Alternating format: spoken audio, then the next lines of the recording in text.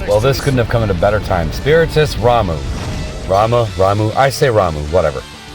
But damn, I need these rewards. I have not even attempted the grind yet. I just wanted to get right to the fight and get this out. Little awkward. These birds, which... It always throws me off with these Spiritus summons when I'm like, all right, we're going to go fight the summon, and then it's something else. But whether it be just some random animal or a giant tree monster, this time it's just birds. Okay. So these birds, lots of health and healing, of course, with the Phoenix types, that's to be expected. With these guys in particular, when you get them down to 9% health, they will stay at 9% health. It doesn't matter what you do, you are not going to bring them down, so don't even try until they get to fourth time and they do their fourth time attack. And be prepared because it could kill you. Hope is actually really good for this fight. He's good for FR charging, he's good for staying protected. Hope is a solid character for this fight. I didn't bring Hope though, I instead just brought a radio call and dodged that fourth time attack and it worked out great. And once they do that, you can kill them. But they heal back up from 9% to 49%. So it's an uphill battle with this one. It really, truly is. But most of this fight is Penelo just spinning around. Just spinning around and charging this gauge. Which is what we're going to do now. And we're there already. Cool. Jack Garland can be a little awkward for this fight unless you time things just right. I brought him simply because I have that great sword 5 out of 5. He's very good for damage, but his follow-up attacks are contingent upon him breaking a target. And when these birds are blue, you can't break them. So that's a little strange. But once they get underneath 70% health, they'll change color, they'll change stances, and then you can break them. So Jack Garland can just do his thing. And you can see it's very effective in this burst phase. Thanks to Penelo spinning to win right now and getting this force time up higher and higher and higher. So you'll see how I do this. You know, normally I like to go in at my 7. Not this time. We got to mix it up.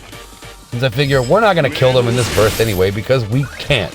So we're going to use this Jack Garland burst phase to get them down to that 9%. So I want to say I go into Jack's burst phase at 4. 4 on the fourth time, which strange, but you'll see why I did it. It worked out quite well. So look, now we're already at 605, which is more than enough.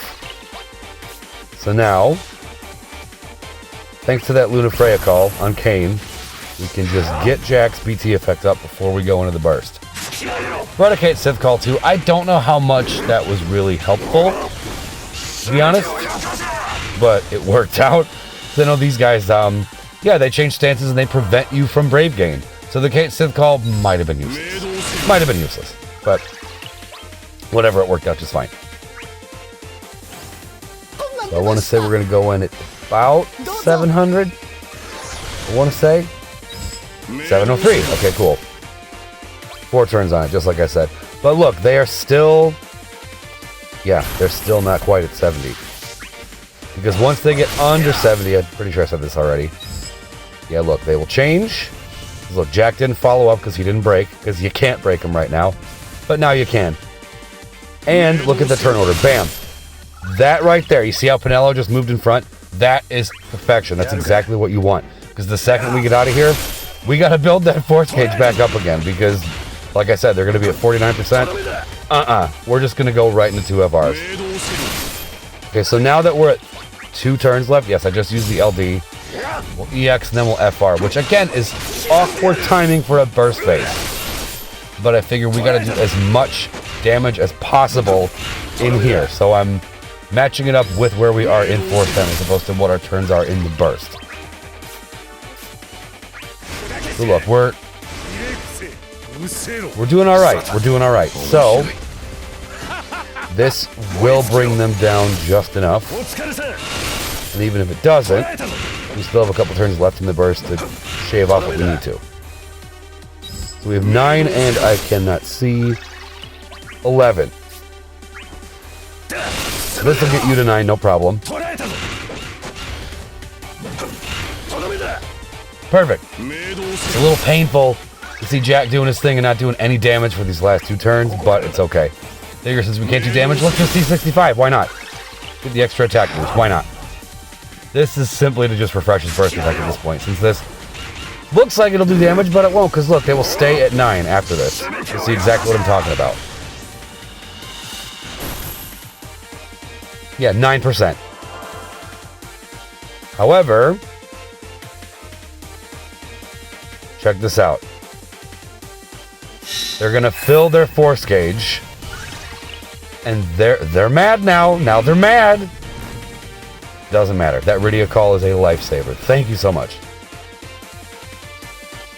So now this is awkward, where you can break the one on the right, but not the one on the left. But nothing to be concerned about. Okay, Penelo, you got to help us out again. So now at this point, we're gonna just. You know exactly what I'm doing. Exactly.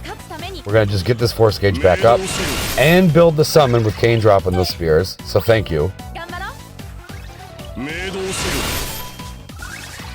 And you'll see, we're gonna just start nuking. Penelo dances and birds fall from the sky. That's what's happening now. Tifa would also be very good for this fight, because you could ignore everything I just said about breaking them and follow-up attacks. That's all just contingent on Jack Garland. Tifa's gonna do follow-up attacks regardless. I just brought Jack simply because 1, he does more damage from multiple targets, and 2, I have his ultimate weapon 5 out of 5. Because I foolishly dismantled Tifa's. I don't know what the fuck I was thinking. I'm gonna be kicking myself for that forever. That was so dumb. But you make mistakes, you roll with the punches, you do what you can. Okay. Thank you, Edward.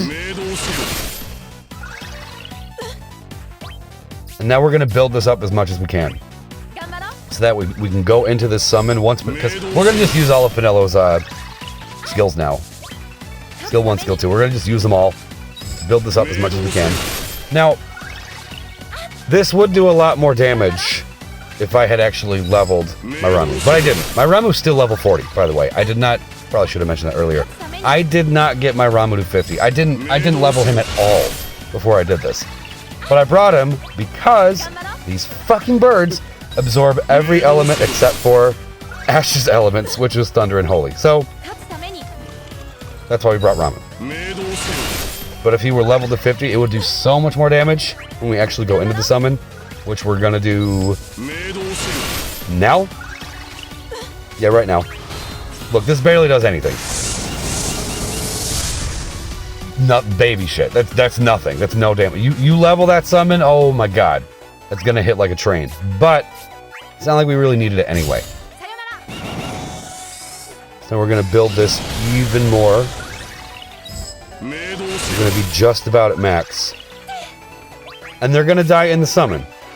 Even though this isn't gonna... Look, you'll see the bravery gen on these consecutive hits, and it's basically nothing. Yeah, that Kate Sith call didn't do shit. Nothing at all. But it's okay.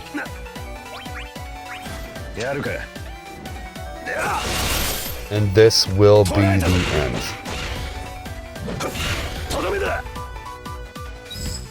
Thank you, Kain. Beautiful. So this fight can be a little awkward, but if you time it right, it's okay.